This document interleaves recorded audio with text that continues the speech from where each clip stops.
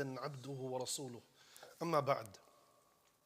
We begin by praising Allah subhanahu wa ta'ala. We send peace and blessings upon the last and final messenger, Muhammad sallallahu alayhi wasallam. Given that Ramadan is drawing near, among the most important forms of preparation is to look at our niyyah, the intention itself. Because it's the intention that dictates the outcome of any action that we produce. And this is essentially why the Prophet sallallahu alaihi wasallam said, إِنَّمَا الْأَعْمَالُ بِالنِّيَّاتِ. Deeds are by their intentions. The intention in every way, shape and form, it determines the outcome of the action. So if the intention determines the outcome of the action, we have to truly understand what intention means. And this is among the things that we explored in the previous session. The author takes a deep dive into the realities and the underpinnings of niyyah. We talked about the hadith of the fasting person whose fast is meaningless. The three men who were the first to ever be inflamed by the fire of hell. The scholar, the fighter, the charitable person. These are seemingly good and righteous actions, but they are rendered unaccepted. And it begs the question, why? How is it somebody who seemingly recites and teaches for Allah's cause can have that action unaccepted and rejected? How is it somebody who gives into charity again and again can do an action that's meaningless in Allah's eyes? How is it somebody that fasts from morning till evening may only gain starvation? Why are these actions hollow? Why are these actions meaningless? Why are these actions void of purpose? And this is how the author begins this chapter concerning the reality of niyyah. And he says, because there's a deficiency in the intention. There's a problem in the state of the heart of that individual who's carrying out the action itself. And we went through a 4-step formula to harvest the intention system properly. And among the things we spoke about was to understand why you're doing the action. If we're going to pray salah in the masjid, before robotically carrying out that prayer, we posit a confrontational question to ourselves of why are you going to the mosque to carry out the prayer? What's the driving force? What are you trying to gain through going to the mosque?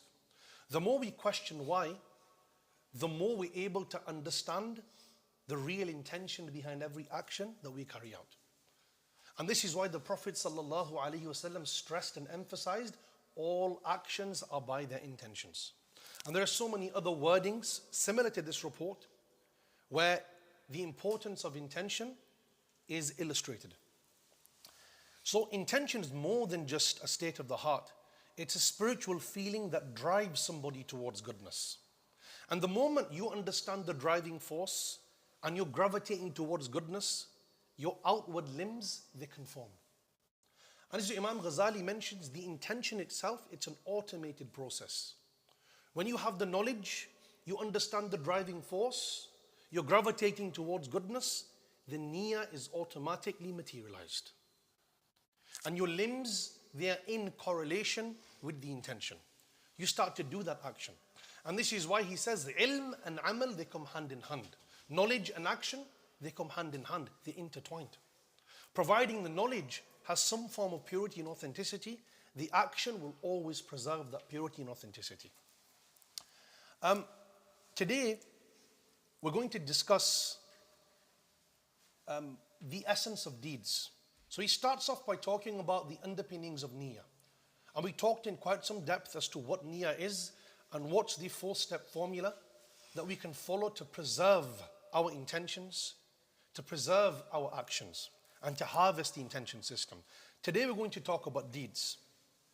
Every action that we do, the words, the movements, the stillness, the avoidance, the dhikr, the prayers, even the oppressions, they all fall into one of 3 categories. So the Imam in this book now, he categorizes every single action into 3. Regardless of whether it's a good action, it's a bad action, it's an action that has a level of neutrality concerning its morality and virtue. It falls into these 3 categories. Number 1, ma'asi, sins. Okay? The first is sins. The second, ta'at, acts of goodness. And thirdly, mubahat, actions that are permissible.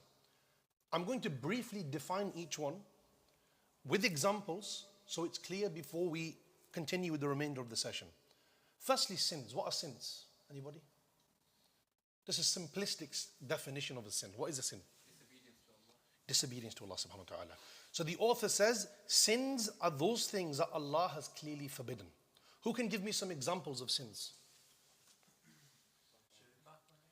Okay, shirk, backbiting, what else? Zina, khamar, consumption of alcohol, yeah? Sorry? Killing, okay, very good. These are all examples of actions that are considered categorically unlawful within the Islamic corpus. Okay, good. The author then says that these three categories, they can be interlinked in some ways. But he mentions ma'asi can never be linked to a ta'ah or a mubah action. That a sin that you commit, it can never become a good deed. Because a sin in its nature is something negative, something immoral, something unethical. While committing murder, you can't commit murder under the guise of goodness. You can't commit theft while saying, I need to provide. The action you commit is intrinsically wrong. So Imam Ghazali here mentions an evil action always remains evil. And that's why when you commit a sin, we often look at the sin as if Allah will forgive this sin. But if we conceptualize the very essence of a ma'siyah, it makes us more fearful from falling into the ma'siyah itself. There's no goodness within this action. It's not come from a good place. It doesn't have a good source. And there's no excuse a person can be given for committing these sins. And that's why he begins by saying there's no relationship between the sin and any good deed. Second is ta'at, acts of goodness or righteousness. What are acts of goodness and righteousness? Anybody? So these are actions Allah loves and actions that He commands His slaves to carry out. Who can give me some examples? Charity, prayer, praying salah on time. What else? Sorry? Visiting the sick, having good character. These are all good actions that the Islamic discourse encourages the servants to carry out in the hope of gaining closeness to Allah subhanahu wa ta'ala. Okay? So he mentions that this category of actions are things that we can harvest as Muslims. And I'm going to come back to that point in a second. The third one is mubahat. I mentioned mubahat are permissible actions. What does that actually mean? What are permissible actions? So you're not rewarded for doing that action, nor are you sinful for doing that action. Okay? There's a level of neutrality when it comes to mubahat. So you're not commanded to do the action, nor are you forbidden. Okay? And what are examples of mubahat? Anybody? Sorry? Nafil, no. Because we are commanded, we're encouraged to do nawafil, aren't we? So it's still an act of goodness. Driving a car. Yeah? There's no ruling for driving a car. Yeah, it's a neutral action. It doesn't fall into a good act, nor does it fall into a bad act. It's something you do for survival, for need, okay, for necessity. What else? Eating, good eating. What else? Drinking, walking, using a fork, yeah, going to the gym. These are actions within Islamic law that are considered neutral actions. They don't fall into the category of good deeds, nor do they fall into the category of sins. They're neutral, yes. So do you like drinking water in 3 sips? Is that not like a... We're going to get to, that's what the lesson's about. We're going to get to in a second, yeah? Good, very good question. Brothers in the right lines, mashallah, good. Okay, so now these are the 3 categories that all actions are grouped into.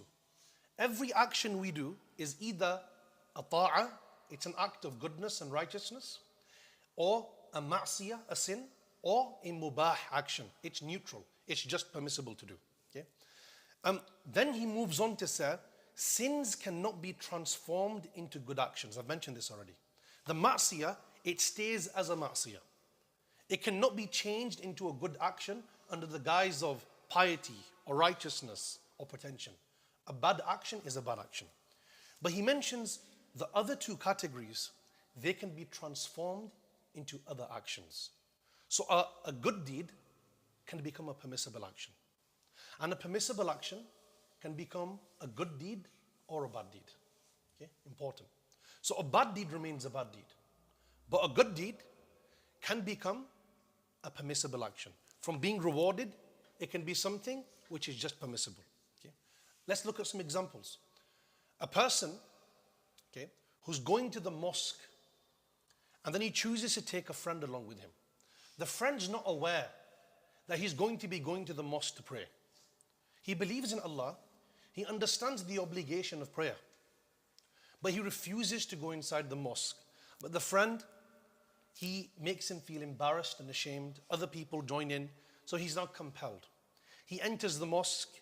He's praying half-heartedly. He's not focusing. He might be missing some of the motions. This salah, which is intrinsically supposed to be something righteous and pious, because this person's intention is flawed and deficient, that good action has just become a neutral action. It's void of righteousness and piety. It's not something he's going to be rewarded for. At the very least, the reward may be non-existent. Okay, that's an example. Similarly, let's look at going to the gym. A person might want to go to the gym just to get the dream body. This is just a permissible action. But the one who thinks, in addition to wanting that particular body, I also want to fulfill the amana Allah has obligated on mankind, which is look after your body. Yeah? Make sure that you fulfill the amana that I have entrusted you with. This permissible action now becomes a righteous action. From permissibility to righteousness. Yeah? So the intention you make can transform certain actions, pointing to the power and the dominance of the niyyah itself. The niyyah can change the action. And that's why one of the Salaf once said that some of us, we would carry out a small deed, but it would be enlarged through our niyyah. And some of us would carry out a big righteous action, and it would be minimized through our niyyah. So what determines how big the action is, isn't the material outcome. I built a mosque in Gambia, I taught 300 students. I memorized the entire Quran in 2 months. These actions in and of themselves do not dictate the magnificence. What dictates the magnificence of the action is the intention itself. Only Allah knows, is that a ta'ah or is it a mubah action? And that all depends on the intent, the motive, the state of the heart of the doer. So here we're learning that these actions are all intertwined. And then he starts off with talking about ta'at. And this is going to be the primary focus, the good deeds. That in their nature, they are righteous and pious. And Imam Ghazali, he gives an example of somebody who goes to the mosque. Now, just a question for everyone. For those who habitually go to the mosque on a Friday, because everybody does, yeah? When you're heading out to the mosque on a Friday, when you make an intention, what are you thinking? Just be honest, yeah? Let's not make up things to impress anybody here. Let's be frank. What goes through your mind when going to Jummah on a Friday? It's fard upon you. You can't miss it. What else? Habit. Okay, what else? Don't be late. Okay, what else? Going for Jummah prayer. Okay, so I appreciate the transparency. Yeah, this is good, very good. The honesty is very good. Yeah, طيب, Imam Ghazali says the one who goes to the mosque to pray the Friday prayer and he's thinking, I can't miss it, I can't be late, I need to tick the box, he's deprived of all goodness. This includes me and you, all of us. Why? He said because he's missing out on abundant reward. And then he says, there are 8 intentions that you can make when going to the mosque that would allow you to gain unimaginable reward. That one good deed, it's not just no longer a good deed. It's a deed that allows you to gain Allah's pleasure in ways you cannot imagine.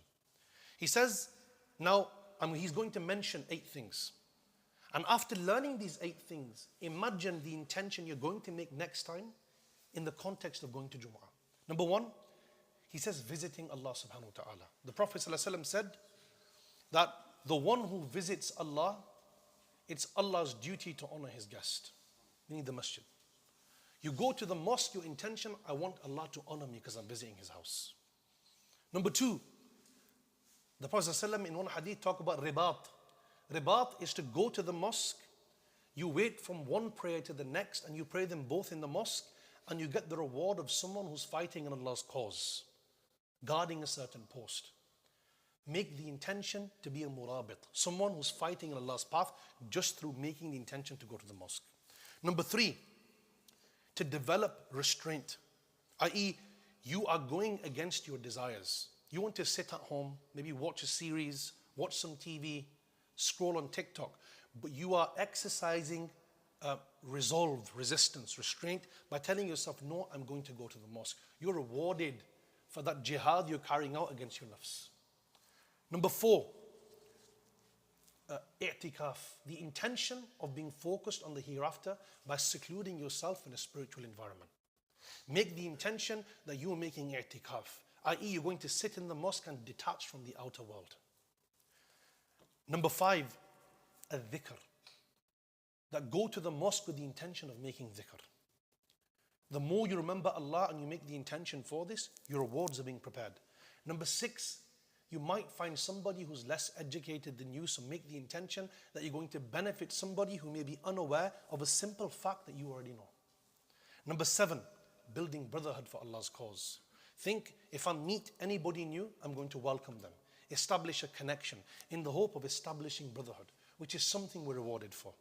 And lastly, any sins I'm going to abandon. Because the house of Allah is a place that should be void of sins. Okay? Sins, we're all, human beings are always sinful. We can never be sinless. But there are certain places on the earth where we have to exercise seriousness when it comes to avoiding sin. And one of them is the masjid. For you. Now he mentions these 8 things. And he says, before you leave for the masjid, think of these 8 things. And imagine what just going to the mosque is going to look like on your scale of good deeds. Power of the niyyah. From just, I don't want to miss the obligation. I don't want to miss something that could potentially foster an element of hypocrisy. I don't want to miss that thing that could make me seem in the eyes of people as a negligent Muslim.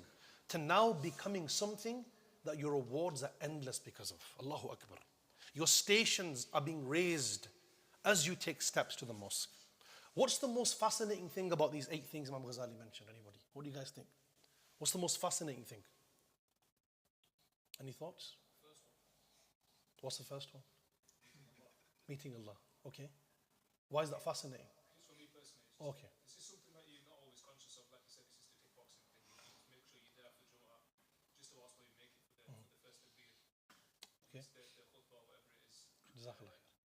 Most people just stress about finding car parking or whatever it is, but you don't consider that the fact that it's a meeting with Allah subhanahu wa ta'ala. What else with us? Ahmad, yeah? It's all in your control. The rewards that you think is what leads to the intentions that you think is what leads to those rewards. The intentions are all in your control. Okay, excellent. Yes, Abu Brilliant. So is it, like when we sit there with the closest to Allah, so I'm just thinking that maybe on Friday the sajda is extra power than Okay, beautiful, mashallah. Okay, good. Yes, brother next to him, yes. I would say they're all just intention. I said just, they're all intention. It's not like a superpower. Perfect. This is actually what he mentions. Very good, mashallah. So, if I had the sweet sour chocolate one on you, mashallah, very good. They're a bit far from me. Very good, yeah? So, okay.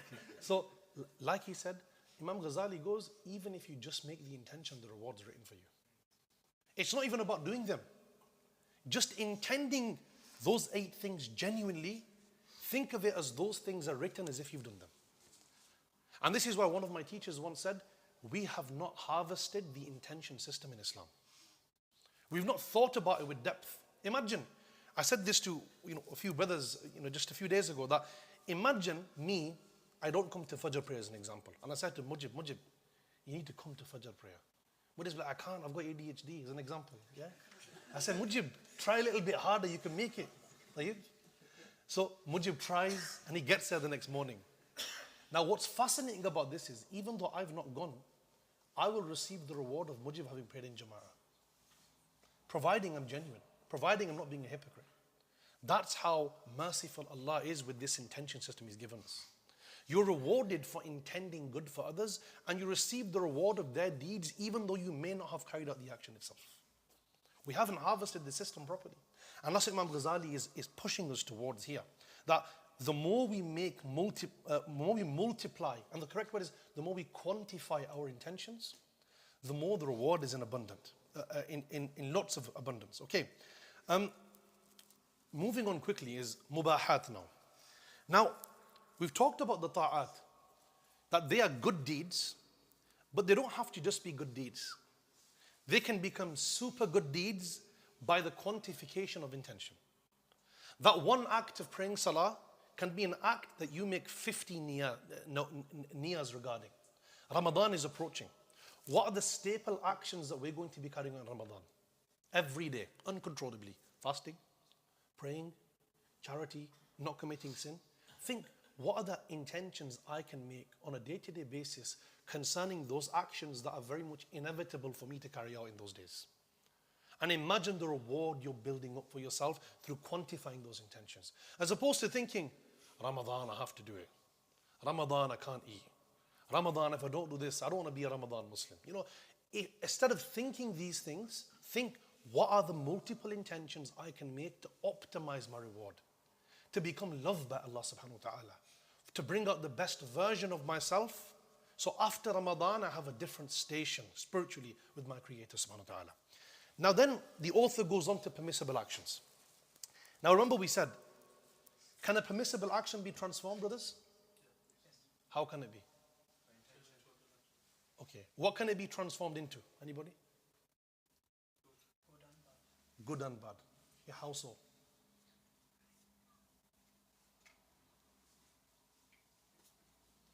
Ask a friend. Yeah.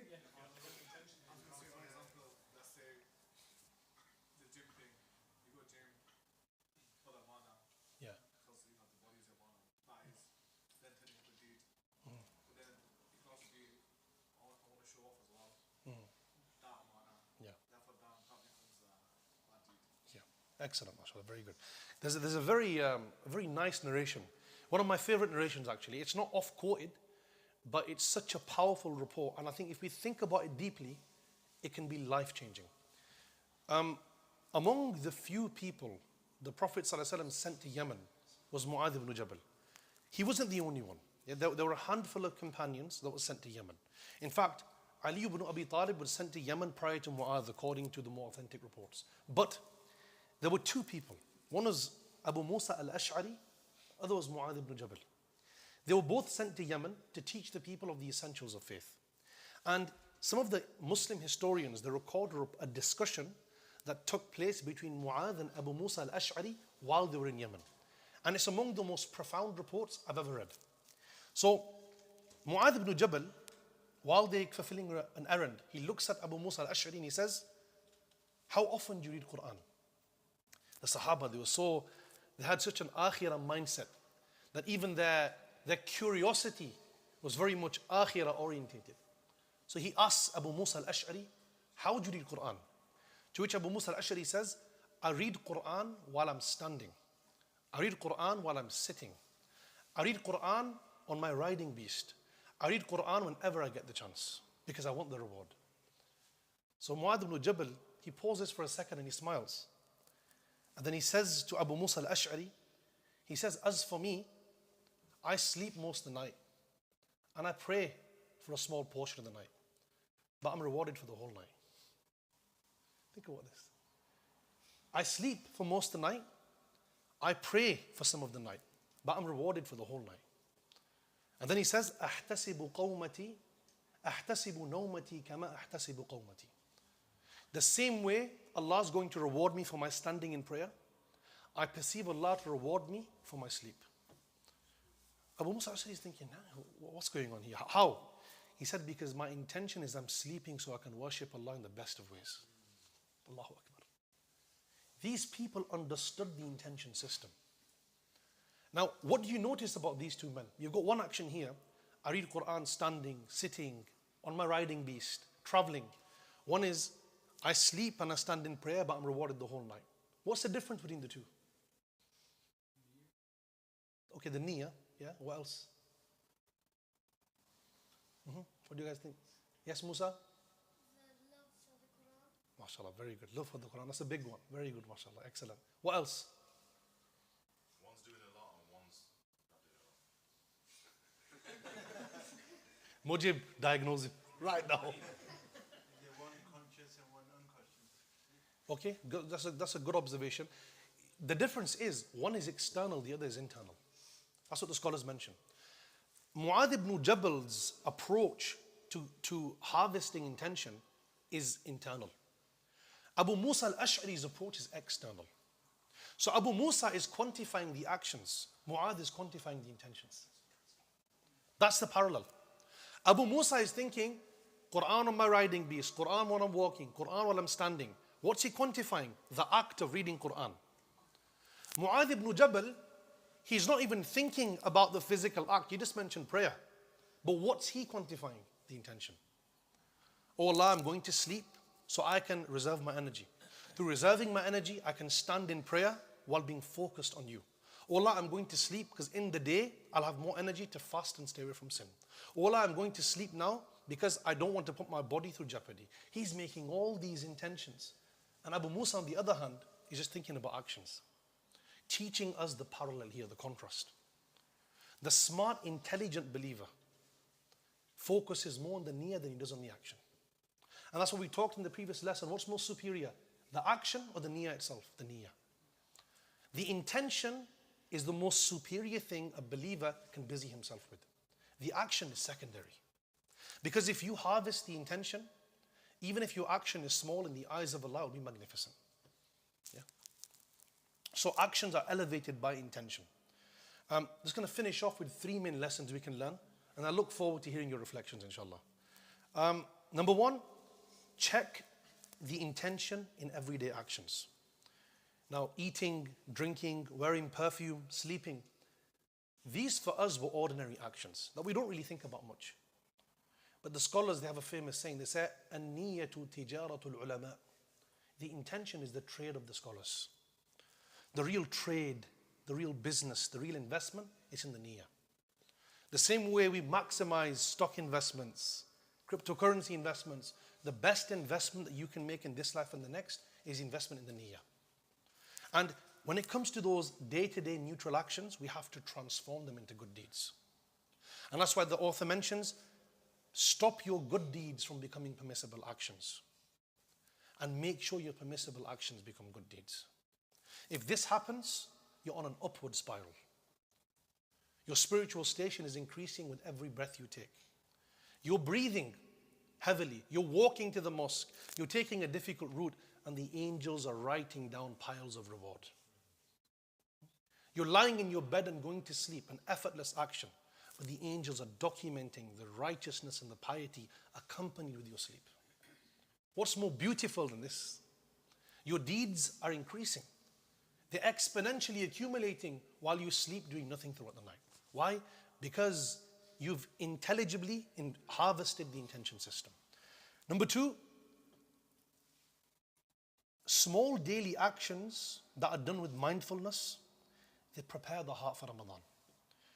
One of the things the author mentions is if you want to start to do an action while being mindful and you want to start quantifying intentions, particularly in Ramadan, it has to start before Ramadan. So this is now a training ground for me and you. However we want to behave in Ramadan, it needs to start now. Yesterday has gone, it's not going to return. Tomorrow, we may never experience. The only thing we have is the present day, and it's a gift from Allah subhanahu wa ta'ala. So we have to work towards doing those things we want to be doing in Ramadan right now. The fasting, the avoidance of sin, the betterment of character, charitable actions, being the best version of ourselves. And the more we develop small habits, okay, the more we're able to prepare our heart to be in the best state in Ramadan. And Imam Ghazali says the niyyah is intrinsically tied to the state of the heart of the doer. If the state of the heart is not prepared, how are you ever going to quantify the niyyah? And the best way to prepare the heart to be in the best state is to build good habits. Yeah? Build good habits. And you know, me and Saqib were having a discussion just before this, that among the discussions that take place even within Western academia is whenever we intend to do a good deed from a neurological perspective, it's called neurological plasticity. It's where your brain, it opens up pathways every time you intend to do an action and you habitually start to do it. And then small fats, they develop around that pathway in your brain, signaling that that's what your brain is heavily focused and hyper-focused on. So in Ramadan, these are pathways we have to open, not just in our minds, but in our hearts. Pathways to goodness, pathways to reform, pathways to betterment, pathways to gaining good character. And last but not least, is one of the things we have to be very careful of is not just from our good deeds becoming permissible actions, but the most devastating outcome is from our permissible actions becoming bad deeds. That's the worst outcome. The bad deed, it's stagnant, it is what it is.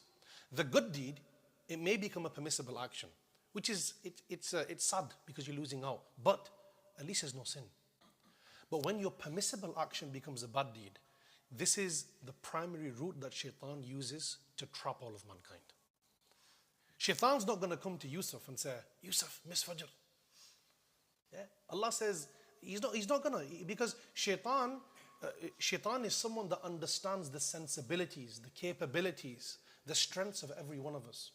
He's probably going to approach Yusuf and say, watch an Islamic documentary, call the brothers over, have a little bit of a laugh, give yourself some recreational activity to do. And then as a result of that, you sleep late, you miss Fajr. Shaitan planned, he prepared according to your own capacity, according to something you interpreted as a path of goodness, but it became a path of sin. That permissible action of watching a documentary, that even the good action of being with the brothers, it led to that permissibility becoming a means to commit sin. The same goes for our sleeping, our walking, our eating, our going to the gym, even wearing perfume.